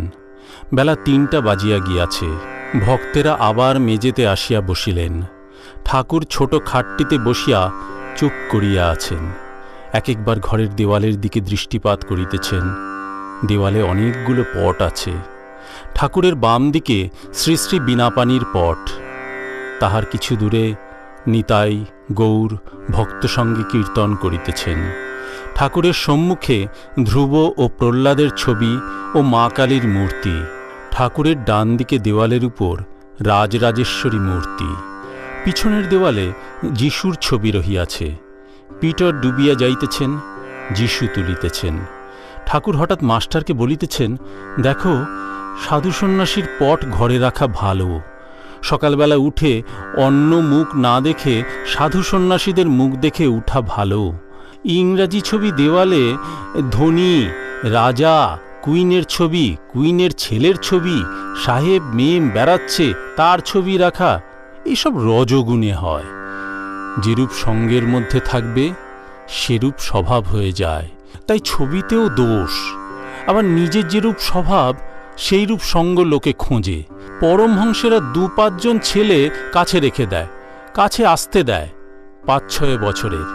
ও অবস্থায় ছেলেদের ভিতর থাকতে ভালো লাগে। ছেলেরা সত্য, রজঃ, তম কোনো গুণের বশ নয়। গাছ দেখলে তপবন মনে পড়ে। ঋষি তপস্যা করছে, উদ্দীপন হয়। সিথির একটি ব্রাহ্মণ ঘরের মধ্যে প্রবেশ করিলেন ও ঠাকুরকে প্রণাম করিলেন। ইনি কাশীতে বেদান্ত পড়িয়াছিলেন। স্থূলকায়, সদা হাস্যমুখ। শ্রীরামকৃষ্ণ বলিলেন, কি গো, কেমন সব আছো? অনেকদিন আসো নাই। পণ্ডিত সহাস্যে বলিলেন, আজ্ঞা, সংসারের কাজ, আর জানেন তো, সময় আর হয় না। পণ্ডিত আসন গ্রহণ করিলেন। তাহার সহিত কথা হইতেছে। শ্রীরামকৃষ্ণ বলিলেন, কাশীতে অনেকদিন ছিলে, কি সব দেখলে কিছু বলো। দয়ানন্দের কথা একটু বলো। পণ্ডিত বলিলেন, দয়ানন্দের সঙ্গে দেখা হয়েছিল, আপনি তো দেখেছিলেন। শ্রীরামকৃষ্ণ বলিলেন, দেখতে গেছিলুম, তখন ওধারে একটি বাগান এসেছিল। কেশব সেনের আসবার কথা ছিল সেদিন, তা যেন চাতকের মতো কেশবের জন্য ব্যস্ত হতে লাগল। খুব পণ্ডিত, বাংলা ভাষাকে বলতো গৌরাণ্ড ভাষা। দেবতা মানত, কেশব মানত না। তা বলতো, ঈশ্বর এত জিনিস করেছেন আর দেবতা করতে পারেন না, নিরাকারবাদী। কাপ্তেন রাম রাম করছিল, তা বললে তার চেয়ে সন্দেশ সন্দেশ বলো। পণ্ডিত বলিলেন, কাশীতে দয়ানন্দের সঙ্গে পণ্ডিতদের খুব বিচার হলো। শেষে সকলে একদিকে আর ও একদিকে। তারপর এমন করে তুললে যে পালাতে পারলে বাঁচে। সকলে উচ্চ ঈশ্বরে বলতে লাগলো, দয়ানন্দে না ইয়াদক্তং তদ্ধেয়ম। আবার কর্নেল অলকটকেও দেখেছিলাম। ওরা বলে সব মহাত্মা আছে, আর চন্দ্রলোক, সূর্যালোক, নক্ষত্রলোক এই সব আছে। সূক্ষ্ম শরীর সেই সব জায়গায় যায়। এই সব অনেক কথা। আচ্ছা মহাশয়, আপনার থিওসফি কিরকম বোধ হয়? শ্রীরামকৃষ্ণ বলিলেন, ভক্তি একমাত্র সার। ঈশ্বরে ভক্তি। তারা কি ভক্তি খোঁজে? তাহলে ভালো। ভগবান লাভ যদি উদ্দেশ্য হয় তাহলেই ভালো। চন্দ্রলোক, সূর্যলোক, নক্ষত্রলোক, মহাত্মা এই নিয়ে কেবল থাকলে ঈশ্বরকে খোঁজা হয় না। তাঁর পাদপদ্মে ভক্তি হওয়ার জন্য সাধন করা চাই, ব্যাকুল হয়ে ডাকা চাই, নানা জিনিস থেকে মন কুড়িয়ে এনে তাতে লাগাতে হয়। এই বলিয়া ঠাকুর রামপ্রসাদের গান ধরিলেন। মন করো কি তত্ত্ব তারে, যেন উন্মত্ত আধার ঘরে। সে যে ভাবের বিষয়, ভাব ব্যতীত অভাবে কি ধরতে পারে? সে ভাব লাগি পরম যোগী যোগ করে যুগ যুগান্তরে। হলে ভাবের উদয় লয়, সে যেমন লোহাকে চুম্বকে ধরে। আর শাস্ত্র বলো, দর্শন বলো, বেদান্ত বলো, কিছুতেই তিনি নাই। তার জন্য প্রাণ ব্যাকুল না হলে কিছু হবে না। স্বরদর্শনে না পায় দর্শন, আগম নিগম তন্ত্র সারে। সে যে ভক্তিরসের রসিক, সদানন্দে বিরাজ করে পুরে। খুব ব্যাকুল হতে হয়। একটা গান শোনো, রাধার দেখা কি পায় সকলে? সাধনের খুব দরকার। ফস করে কি আর ঈশ্বর দর্শন হয়? একজন জিজ্ঞাসা করলে, কই ঈশ্বরকে দেখতে পাই না কেন? তা মনে উঠল, বললুম, বড় মাছ ধরবে, তার আয়োজন করো, চারা করো, হাত সুতো, ছিপ জোগাড় করো। গন্ধ পেয়ে গম্ভীর জল থেকে মাছ আসবে। জল নড়লে টের পাবে বড় মাছ এসেছে। মাখন খেতে ইচ্ছা, তা দুধে আছে মাখন, দুধে আছে মাখন করলে কি হবে? খাটতে হয়, তবে মাখন উঠে। ঈশ্বর আছেন, ঈশ্বর আছেন বললে কি ঈশ্বরকে দেখা যায়? সাধন চাই। ভগবতী নিজে পঞ্চমুণ্ডির উপরে বসে কঠোর তপস্যা করেছিলেন লোকশিক্ষার জন্য। শ্রীকৃষ্ণ সাক্ষাৎ পূর্ণ ব্রহ্ম, তিনিও রাধাযন্ত্র কুড়িয়ে পেয়ে লোকশিক্ষার জন্য তপস্যা করেছিলেন। শ্রীকৃষ্ণ পুরুষ, রাধা প্রকৃতি, চিৎশক্তি আদ্যাশক্তি। রাধা প্রকৃতি ত্রিগুণময়ী, এর ভিতরে সত্য রজ তম 3 গুণ। যেমন পেঁয়াজ ছাড়িয়ে যাও, প্রথমে লাল কালোর আমেজ, তারপর লাল, তারপর সাদা বেরুতে থাকে। বৈষ্ণব শাস্ত্রে আছে কামরাধা, প্রেম রাধা, নিত্য রাধা। কামরাধা চন্দ্রাবলী, প্রেম রাধা শ্রীমতী, নিত্য রাধা নন্দ দেখেছিলেন গোপাল কোলে। এই চিৎশক্তি আর বেদান্তের ব্রহ্ম অভেদ। যেমন জল আর তার হিম শক্তি। জলের হিম শক্তি ভাবলেই জলকে ভাবতে হয়, আবার জলকে ভাবলেই জলের হিম শক্তি ভাবনা এসে পড়ে। সাপ আর সাপের তির্যক গতি, তির্যক গতি ভাবলেই সাপকে ভাবতে হবে। ব্রহ্ম বলি কখন? যখন নিষ্ক্রিয় বা কার্যে নির্লিপ্ত। পুরুষ যখন কাপড় পরে তখন সেই পুরুষই থাকে। ছিলে দিগম্বর, হলে সাম্বর, আবার হবে দিগম্বর। সাপের ভিতর বিষ আছে, সাপের কিছু হয় না, যাকে কামড়াবে তার পক্ষে বিষ। ব্রহ্ম নিজে নির্লিপ্ত। নামরূপ যেখানে, সেইখানেই প্রকৃতির ঐশ্বর্য। সীতা হনুমানকে বলেছিলেন, বৎস, আমি এক রূপে রাম, এক রূপে সীতা হয়ে আছি। এক রূপে ইন্দ্র, এক রূপে ইন্দ্রাণী, এক রূপে ব্রহ্মা, এক রূপে ব্রহ্মাণী, এক রূপে রুদ্র, এক রূপে রুদ্রাণী হয়ে আছি। নামরূপ যা আছে সব চিৎশক্তির ঐশ্বর্য। চিৎশক্তির ঐশ্বর্য সমস্তই, এমনকি ধ্যান ধ্যাতা পর্যন্ত। আমি ধ্যান করছি, যতক্ষণ বোধ ততক্ষণ তাঁরই এলাকায় আছি। মাস্টারের প্রতি বলিলেন, এইগুলি ধারণা করো। বেদ পুরাণ শুনতে হয়, তিনি যা বলেছেন করতে হয়। পণ্ডিতের প্রতি বলিলেন, মাঝে মাঝে সাধুসঙ্গ ভালো। রোগ মানুষের লেগেই আছে, সাধুসঙ্গে অনেক উপশম হয়। আমি ও আমার, এর নামই ঠিক জ্ঞান। হে ঈশ্বর, তুমিই সব করেছ, আর তুমিই আমার আপনার লোক, আর তোমার এই সমস্ত ঘরবাড়ি, পরিবার, আত্মীয়, বন্ধু, সমস্ত জগৎ সব তোমার, আর আমি সব করেছি। আমি কর্তা। আমার ঘর, বাড়ি, পরিবার, ছেলেপুলে, বন্ধু, বিষয় এসব অজ্ঞান। গুরু শিষ্যকে একথা বুঝাচ্ছিলেন, ঈশ্বর তোমার আপনার, আর কেউ আপনার নয়। শিষ্য বললে, আজ্ঞা, মা, পরিবার এরা তো খুব যত্ন করেন, না দেখলে অন্ধকার দেখেন, কত ভালোবাসেন। গুরু বললেন, ও তোমার মনের ভুল। আমি তোমায় দেখিয়ে দিচ্ছি কেউ তোমার নয়। এই ঔষধ বড়ি কয়টি তোমার কাছে রেখে দাও, তুমি বাড়িতে গিয়ে খেয়ে শুয়ে থাকো। লোকে মনে করবে যে তোমার দেহত্যাগ হয়ে গেছে, কিন্তু তোমার সব বাহ্যজ্ঞান থাকবে, তুমি দেখতে শুনতে সব পাবে। আমি সেই সময় গিয়ে পড়ব। শিষ্যটি তাই করলে। বাটিতে গিয়ে বড়ি কটি খেলে, খেয়ে অচৈতন্য হয়ে পড়ে রহিল। মা, পরিবার, বাড়ির সকলে কান্নাকাটি আরম্ভ করলে। এমন সময় গুরু কবিরাজের বেশে গিয়ে উপস্থিত হলেন। সমস্ত শুনে বললেন, আচ্ছা, এর ঔষধ আছে, আবার বেঁচে উঠবে। তবে একটি কথা আছে, এই ঔষধটি আগে একজন আপনার লোকের খেতে হবে, তারপর ওকে দেওয়া যাবে। যে আপনার লোক ওই বড়িটি খাবে তার কিন্তু মৃত্যু হবে। তা এখানে ওর মা কি পরিবার এরা তো সব আছেন, একজন না একজন কেউ খাবেন, সন্দেহ নাই, তাহলেই ছেলেটি বেঁচে উঠবে। শিষ্য সমস্ত শুনছে। কবিরাজ আগে মাকে ডাকলেন। মা কাতর হয়ে ধুলায় গড়াগড়ি দিয়ে কাঁদছেন। কবিরাজ বললেন, মা, আর কাঁদতে হবে না, তুমি এই ঔষধটি খাও, তাহলেই ছেলেটি বেঁচে উঠবে, তবে তোমার এতে মৃত্যু হবে। মা ঔষধ হাতে ভাবতে লাগলেন। অনেক ভেবেচিন্তে কাঁদতে কাঁদতে বললেন, বাবা, আমার আর কটি ছেলে মেয়ে আছে, আমি গেলে কি হবে এও ভাবছি। কে তাদের দেখবে, খাওয়াবে, তাদের জন্য ভাবছি। পরিবারকে ডেকে তখন ঔষধ দেওয়া হলো। পরিবারও খুব কাঁদছিলেন। ঔষধ হাতে করে তিনিও ভাবতে লাগলেন, শুনলেন যে ওই ওষুধ খেলে মরতে হবে। তখন কেঁদে বলতে লাগলেন, ও গো, ওর যা হওয়ার তা তো হয়েছে গো, আমার অপগণ্ডগুলির এখন কি হবে বলো? কে ওদের বাঁচাবে? আমি কেমন করে ও ঔষধ খাই? শিষ্যের তখন ঔষধের নেশা চলে গেছে। সে বুঝলে যে কেউ কারু নয়।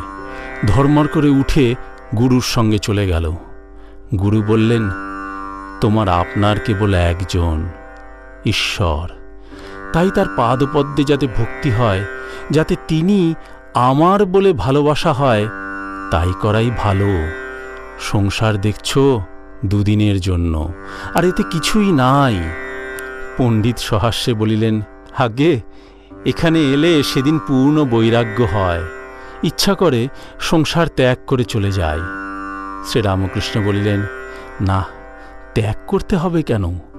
আপনারা মনে ত্যাগ করো, সংসারে অনাসক্ত হয়ে থাকো। সুরেন্দ্র এখানে মাঝে মাঝে রাত্রে এসে থাকবে বলে একটা বিছানা এনে রেখেছিল। দু একদিন এসেও ছিল। তারপর তার পরিবার বলেছে, দিনের বেলা যেখানে ইচ্ছা সেখানে যাও, রাত্রে বাড়ি থেকে বেরিয়ে যাওয়া হবে না। তখন সুরেন্দ্র আর কি করে? আর রাত্রে থাকবার জো নাই। আর দেখো, শুধু বিচার করলে কি হবে? তার জন্য ব্যাকুল হও, তাকে ভালোবাসতে শেখো। জ্ঞান বিচার পুরুষ মানুষ বাড়ির বাড়ি পর্যন্ত যায়, ভক্তি মেয়ে মানুষ অন্তঃপুর পর্যন্ত যায়। একটা কোনো রকম ভাব আশ্রয় করতে হয়, তবে ঈশ্বর লাভ হয়। সনকাদি ঋষিরা শান্ত রস নিয়েছিলেন, হনুমান দাস ভাব নিয়েছিলেন, শ্রীদাম সুদাম ব্রজের রাখালদের সখ্য ভাব, যশোদার বাৎসল্য ভাব, ঈশ্বরেতে সন্তান বুদ্ধি, শ্রীমতীর মধুর ভাব। হে ঈশ্বর, তুমি প্রভু, আমি দাস, এ ভাবটির নাম দাস ভাব। সাধকের পক্ষে এ ভাবটি খুব ভালো। পণ্ডিত বলিলেন, আজ্ঞা হাঁ। ঊনবিংশ খণ্ড, চতুর্থ পরিচ্ছেদ। ঈশানকে উপদেশ, ভক্তিযোগ ও কর্মযোগ জ্ঞানীর লক্ষণ। সিঁথির পণ্ডিত চলিয়া গিয়াছেন। ক্রমে সন্ধ্যা হইল। কালীবাড়িতে ঠাকুরদের আরতির বাজনা বাজিয়া উঠিল। শ্রীরামকৃষ্ণ ঠাকুরদের নমস্কার করিতেছেন। ছোট খাটটিতে বসিয়া উন্মনা। কয়েকটি ভক্ত মেজেতে আসিয়া আবার বসিলেন। ঘর নিঃশব্দ। রাত্রি 1 ঘণ্টা হইয়াছে। ঈশান মুখোপাধ্যায় ও কিশোরী আসিয়া উপস্থিত। তাঁহারা ঠাকুরকে প্রণাম করিয়া আসন গ্রহণ করিলেন। ঈশানের পুরশ্চরণাদি শাস্ত্রোল্লিখিত কর্মে খুব অনুরাগ। ঈশান কর্মযোগী। এইবার ঠাকুর কথা কহিতেছেন। শ্রীরামকৃষ্ণ, জ্ঞান জ্ঞান বললেই কি হয়? জ্ঞান হবার লক্ষণ আছে। 2টি লক্ষণ। প্রথম অনুরাগ, অর্থাৎ ঈশ্বরকে ভালোবাসা। শুধু জ্ঞান বিচার করছি কিন্তু ঈশ্বরেতে অনুরাগ নাই, ভালোবাসা নাই, সে মিছে। আরেকটি লক্ষণ কুণ্ডলিনী শক্তির জাগরণ। কুলকুণ্ডলিনী যতক্ষণ নিদ্রিত থাকেন ততক্ষণ জ্ঞান হয় না। বসে বসে বই পড়ে যাচ্ছি, বিচার করছি, কিন্তু ভিতরে ব্যাকুলতা নাই, সেটি জ্ঞানের লক্ষণ নয়। কুণ্ডলিনী শক্তির জাগরণ হলে ভাব, ভক্তি, প্রেম এইসব হয়। এরই নাম ভক্তিযোগ। কর্মযোগ বড় কঠিন। কর্মযোগে কতকগুলি শক্তি হয়, সিদ্ধাই হয়। ঈশান, আমি হাজরা মহাশয়ের কাছে যাই। ঠাকুর চুপ করিয়া রহিলেন। কিয়ৎক্ষণ পরে ঈশান আবার ঘরের ভিতরে প্রবেশ করিলেন। সঙ্গে হাজরা। ঠাকুর নিঃশব্দে বসিয়া আছেন। কিয়ৎক্ষণ পরে হাজরা ঈশানকে বলিলেন, চলুন, ইনি এখন ধ্যান করবেন। ঈশান ও হাজরা চলিয়া গেলেন। ঠাকুর নিঃশব্দে বসিয়া আছেন। ক্রমে সত্য সত্যই ধ্যান করিতেছেন, করে জপ করিতেছেন। সেই হাত একবার মাথার উপরে রাখিলেন, তারপর কপালে, তারপর কণ্ঠে, তারপর হৃদয়ে, তারপর নাভি দেশে। শ্রীরামকৃষ্ণ কি ষটচক্রে আদ্যাশক্তির ধ্যান করিতেছেন? শিব সংহিতাদি শাস্ত্রে যে যোগের কথা আছে, এ কি তাই? ঊনবিংশ খণ্ড, পঞ্চম পরিচ্ছেদ, নিবৃত্তি মার্গ, ঈশ্বর লাভের পর কর্মত্যাগ। ঈশান হাজরার সহিত কালীঘরে গিয়াছেন। ঠাকুর ধ্যান করিতেছিলেন। রাত্রি প্রায় 7:30। ইতিমধ্যে অধর আসিয়া পড়িয়াছেন। কিয়ৎক্ষণ পরে ঠাকুর মা কালী দর্শন করিতে গিয়াছেন। দর্শন করিয়া পাদপদ্ম হইতে নির্মাল্য লইয়া মস্তকে ধারণ করিলেন। মাকে প্রণাম ও প্রদক্ষিণ করিলেন এবং চামর লইয়া মাকে ব্যজন করিলেন। ঠাকুর ভাবে মাতোয়ারা। বাহিরে আসিবার সময় দেখিলেন ঈশান কোষাকুষি লইয়া সন্ধ্যা করিতেছেন। শ্রীরামকৃষ্ণ ঈশানের প্রতি বলিলেন, কি আপনি সেই এসেছ? আহ্নিক করছ? একটা গান শুনো। ভাবে উন্মত্ত হইয়া ঈশানের কাছে বসিয়া মধুর কণ্ঠে গাইতেছেন, গয়া গঙ্গা প্রভাসাদে কাশী কাঞ্চি কে বাঁচায়, কালী কালী কালী বলে আমার যজপা যদি ফুরায়, গয়া গঙ্গা প্রভাসাদে কাশী কাঞ্চি কে বাঁচায়। ত্রিসন্ধ্যা যে বলে কালী, পূজা সন্ধ্যা সে কি চায়? সন্ধ্যা তার সন্ধানে ফেরে, কভু সন্ধি নাহি পায়। দয়া ব্রত দান আদি আর কিছু না মনে লয়, মদনের যাগ যজ্ঞ ব্রহ্মময়ীর রাঙা পায়। সন্ধ্যাদি কতদিন? যতদিন না তার পাদপদ্মে ভক্তি হয়। তার নাম করতে করতে চক্ষের জল যতদিন না পড়ে, আর শরীর রোমাঞ্চ যতদিন না হয়। রামপ্রসাদ বলে, ভক্তি মুক্তি উভয়ে মাথায় রেখেছি। আমি কালী ব্রহ্ম জেনে মর্ম ধর্মাধর্ম সব ছেড়েছি। যখন ফল হয় তখন ফুল ঝরে যায়। যখন ভক্তি হয়, যখন ঈশ্বর লাভ হয়, তখন সন্ধ্যাদি কর্ম চলে যায়। গৃহস্থের বউয়ের পেটে যখন সন্তান হয়, শাশুড়ি কাজ কমিয়ে দেয়। 10 মাস হলে আর সংসারের কাজ করতে দেয় না। তারপর সন্তান প্রসব হলে সে কেবল ছেলেটিকে কোলে করে তার সেবা করে, কোনো কাজই থাকে না। ঈশ্বর লাভ হলে সন্ধ্যাদি কর্ম ত্যাগ হয়ে যায়। তুমি এরকম করে ঢিমে তেতালা বাজালে চলবে না। তীব্র বৈরাগ্য দরকার। 14 মাসে 1 বছর করলে কি হয়? তোমার ভিতর যেন জোর নাই, শক্তি নাই। চিঁড়ের ফলার, উঠে পড়ে লাগো, কোমর বাঁধো। তাই তো আমার ওই গানটা ভালো লাগে না। হরিষে লাগি রহরে ভাই, তেরা বনত বনত বনি যায়, বনত বনত বনি যায়। আমার ভালো লাগে না। তীব্র বৈরাগ্য চাই। হাজরাকেও তাই আমি বলি। কেন তীব্র বৈরাগ্য হয় না জিজ্ঞাসা করছো? তার মানে আছে। ভিতরে বাসনা প্রবৃত্তি সব আছে। হাজরাকে তাই বলি, ওদেশে মাঠে জল আনে, মাঠের চারিদিকে আল দেওয়া আছে, পাছে জল বেরিয়ে যায়। কাদার আল, কিন্তু আলের মাঝে মাঝে ঘোক গর্ত। প্রাণপণে তো জল আনছে, কিন্তু ঘোক দিয়ে বেরিয়ে যাচ্ছে। বাসনা ঘোক। জপ তপ করে বটে, কিন্তু পেছনে বাসনা। সেই বাসনা যোগ দিয়ে সব বেরিয়ে যাচ্ছে। মাছ ধরে শটকা কল দিয়ে। বাঁশ সোজা থাকবার কথা, তবে নোয়ানো রয়েছে কেন? মাছ ধরবে বলে। বাসনা মাছ, তাই মন সংসারে নোয়ানো রয়েছে। বাসনা না থাকলে মনের সহজে ঊর্ধ্ব দৃষ্টি হয় ঈশ্বরের দিকে। কিরকম জানো?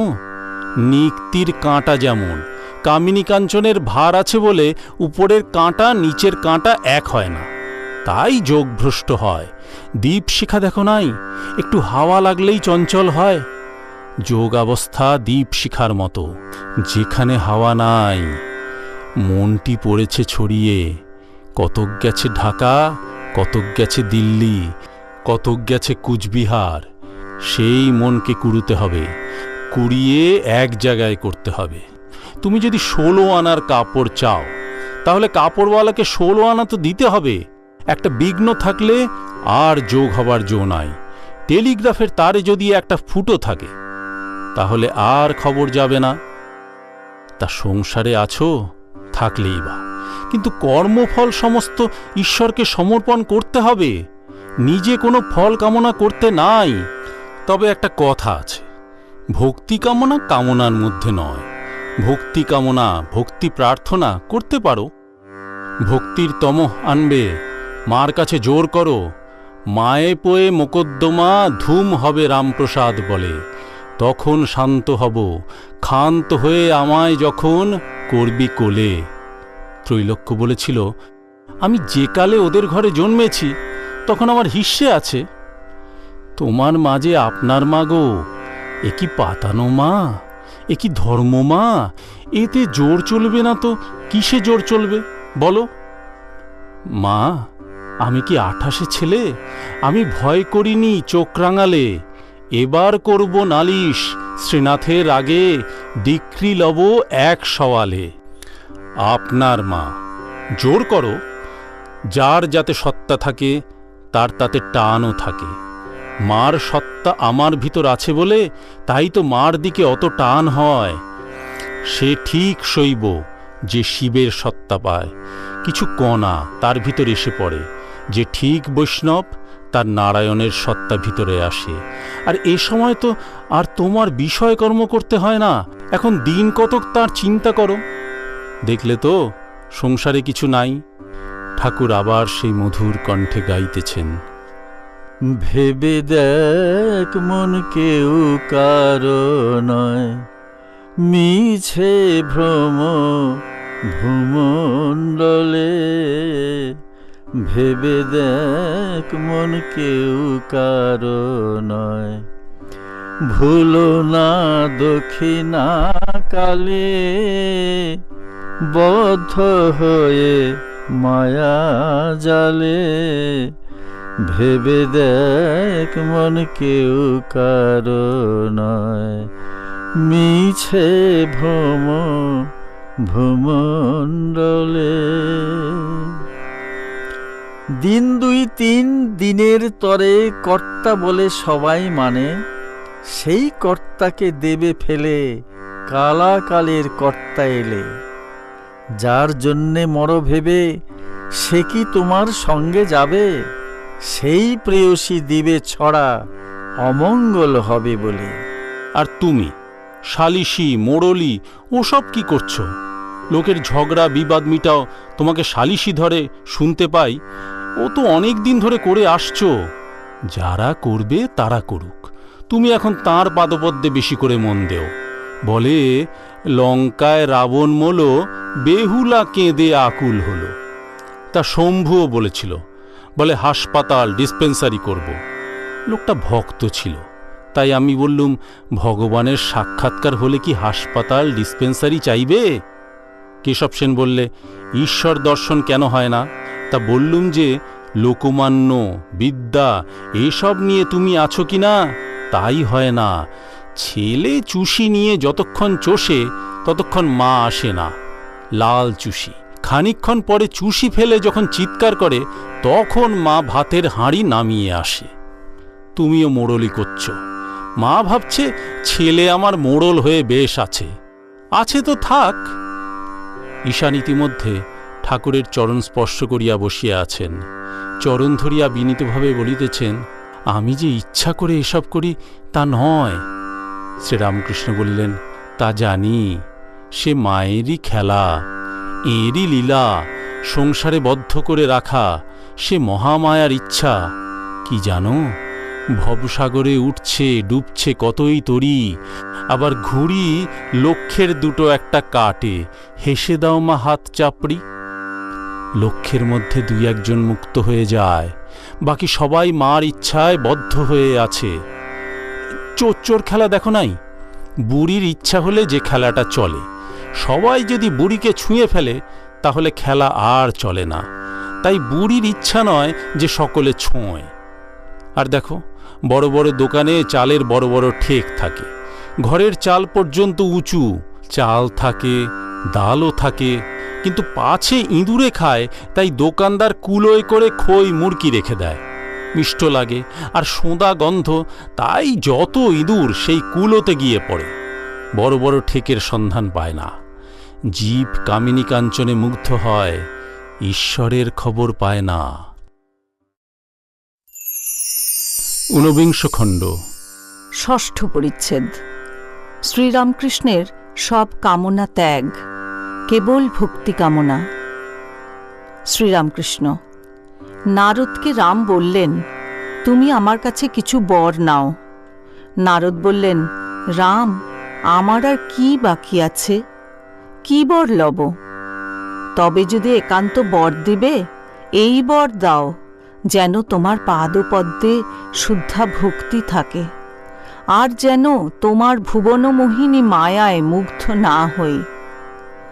রাম বললেন, নারদ, আর কিছু বর লও। নারদ আবার বললেন, রাম, আর কিছু আমি চাই না, যেন তোমার পাদপদ্মে আমার শুদ্ধা ভক্তি থাকে, এই করো।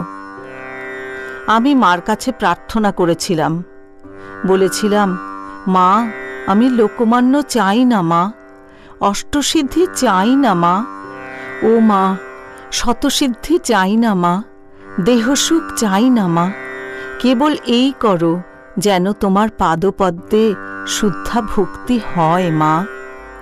অধ্যাত্মে আছে, লক্ষ্মণ রামকে জিজ্ঞাসা করলেন, রাম, তুমি কতভাবে কত রূপে থাকো, কি রূপে তোমায় চিনতে পারবো? রাম বললেন, ভাই, একটা কথা জেনে রাখো, যেখানে উর্জিতা ভক্তি সেখানে নিশ্চয়ই আমি আছি। উর্জিতা ভক্তিতে হাসে, কাঁদে, নাচে, গায়।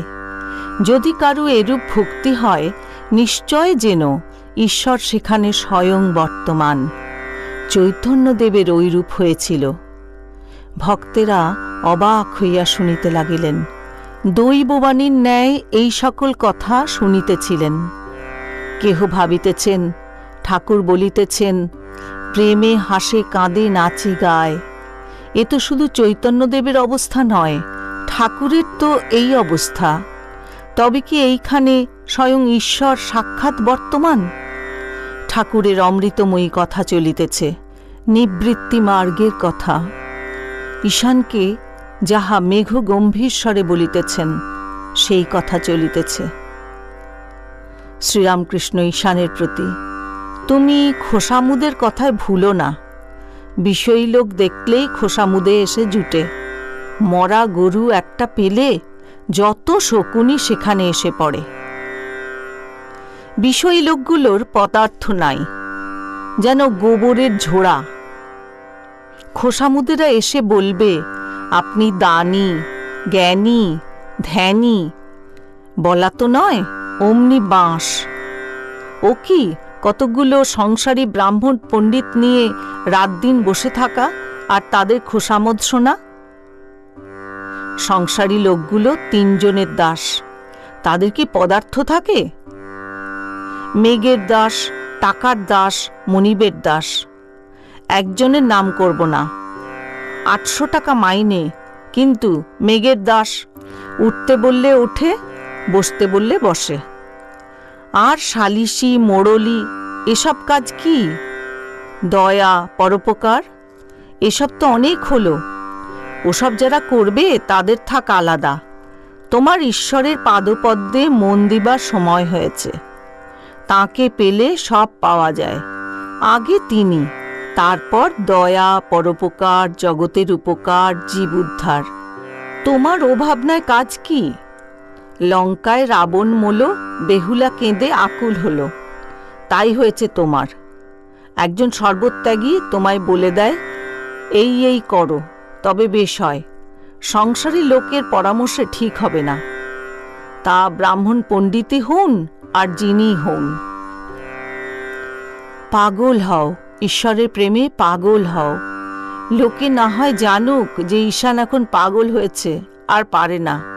তাহলে তারা সালিসি, মোড়লি করাতে আর তোমার কাছে আসবে না। কোষাকুষি ছুঁড়ে ফেলে দাও। ঈশান নাম সার্থক করো। ঈশান, দে মা পাগল করে, আর কাজ নাই মা জ্ঞান বিচারে। শ্রীরামকৃষ্ণ, পাগল না ঠিক। শিবনাথ বলেছিল বেশি ঈশ্বর চিন্তা করলে বেহেড হয়ে যায়। আমি বললুম, কি চৈতন্যকে চিন্তা করে কি কেউ অচৈতন্য হয়ে যায়? তিনি নিত্য শুদ্ধ বোধ রূপ। যার বোধে সব বোধ করছে, যার চৈতন্যে সব চৈতন্যময়। বলে নাকি কে সাহেবদের হয়েছিল, বেশি চিন্তা করে বেহেড হয়ে গিয়েছিল। তা হতে পারে, তারা ঐহিক পদার্থ চিন্তা করে। ভাবেতে ভরল তনু, হরল জ্ঞান। এতে যে জ্ঞানের কথা আছে, সে জ্ঞান মানে বাহ্য জ্ঞান। ঠাকুর শ্রীরামকৃষ্ণের চরণ স্পর্শ করিয়া ঈশান বসিয়া আছেন ও সমস্ত কথা শুনিতেছেন। তিনি এক একবার মন্দির মধ্যবর্তী পাষাণময়ী কালী প্রতিমার দিকে চাহিতেছিলেন। দীপালোকে মার মুখ হাসিতেছে, যেন দেবী আবির্ভূতা হইয়া ঠাকুর শ্রীরামকৃষ্ণের মুখ বিনিসৃত বেদমন্ত্রতুল্য বাক্যগুলি শুনিয়া আনন্দ করিতেছেন। ঈশান শ্রীরামকৃষ্ণের প্রতি, যেসব কথা আপনি শ্রীমুখে বললেন, ওসব কথা ওইখান থেকে এসেছে। শ্রীরামকৃষ্ণ, আমি যন্ত্র, উনি যন্ত্রী। আমি ঘর, উনি ঘরণী। আমি রথ, উনি রথী। উনি যেমন চালান তেমনি চলি, যেমন বলান তেমনি বলি। কলিযুগে অন্য প্রকার দৈববাণী হয় না, তবে আছে বালক কি পাগল, এদের মুখ দিয়ে তিনি কথা কন। মানুষ গুরু হতে পারে না, ঈশ্বরের ইচ্ছাতেই সব হচ্ছে। মহাপাতক, অনেক দিনের পাতক, অনেক দিনের অজ্ঞান, তাঁর কৃপা হলে এক্ষণে পালিয়ে যায়। 1000 বছরের অন্ধকার ঘরের ভিতর যদি হঠাৎ আলো আসে, তাহলে সেই 1000 বছরের অন্ধকার কি একটু একটু করে যায়, না এক্ষণে যায়? অবশ্য আলো দেখালেই সমস্ত অন্ধকার পালিয়ে যায়। মানুষ কি করবে? মানুষ অনেক কথা বলে দিতে পারে, কিন্তু শেষে সব ঈশ্বরের হাত। উকিল বলে, আমি যা বলবার সব বলেছি, এখন হাকিমের হাত। ব্রহ্ম নিষ্ক্রিয়। তিনি যখন সৃষ্টি, স্থিতি, প্রলয় এই সকল কাজ করেন, তখন তাকে আদ্যাশক্তি বলে। সেই আদ্যাশক্তিকে প্রসন্ন করতে হয়। চণ্ডীতে আছে জানো না, দেবতারা আগে আদ্যাশক্তির স্তব করলেন। তিনি প্রসন্ন হলে তবে হরির যোগনিদ্রা ভাঙবে। ঈশান, আজ্ঞা, মধুকৈটভ বধের সময় ব্রহ্মাদি দেবতারা স্তব করছেন। ত্বং স্বাহা ত্বং স্বাধা ত্বং হি বষটকার স্বরাত্মিকা সুধা ত্বমক্ষরে নিত্যে ত্রিধা মাত্রাত্মিকা স্থিতা অর্ধমাত্রা স্থিতা নিত্যা यानुच्चार्या विशेषतः तमेव सा त्वं सावित्री त्वां देवी जननी परा त्वावैव धार्यते सर्वं त्वावैतत्सृज्यते जगत् त्वावैतत्पल्लते देवी त्वामत्सन्ते च सर्वदा विसृष्टौ सृष्टिरूपा त्वं स्थितिरूपा च पालने तथा संहृतिरूपान्ते जगतोश्च जगन्मये। শ্রীরামকৃষ্ণ, হ্যাঁ, ওইটি ধারণা।